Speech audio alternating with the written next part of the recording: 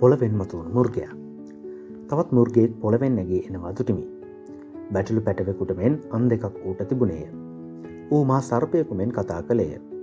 ඌ පළමුවෙනි මුර්ගයාගේ මුළු බලය ඌ ඉදිරියේ පවත්වමින් තමාගේ මරණීය වූ තුවාලයෙන් සුව වුණ පළවෙනි මුර්ගයාට නමස්කාර කරන්නට පොළවටද එහි වැසියන්ටද සලස්වන්නේය. ඌ මනුෂ්‍යයන් ඉදිරියේ අහසින් පොළවට ගිනි බස්වන තරමට මහත් හාස්කම් කරන්නේය.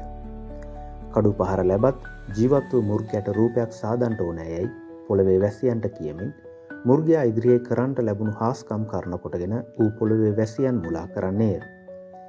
මුර්ගයාගේ රූපය කතා කර මුර්ගයාගේ රූපයට නමස්කාර නොකරන සියල්ලන් මරණු ලබන්ට සලස්වන පිණිස පවා මුර්ගයාගේ රූපයට පණ දෙන්ට උට බලය ලැබුණේය.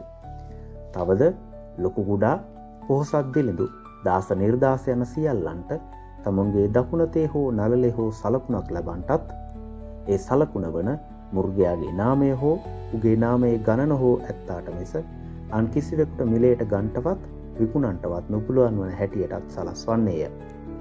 මෙහි ප්‍රඥාව ඇත්තේය. නුවණ ඇත්තා මුර්ගයාගේ ගණන ගණන් කරාවා.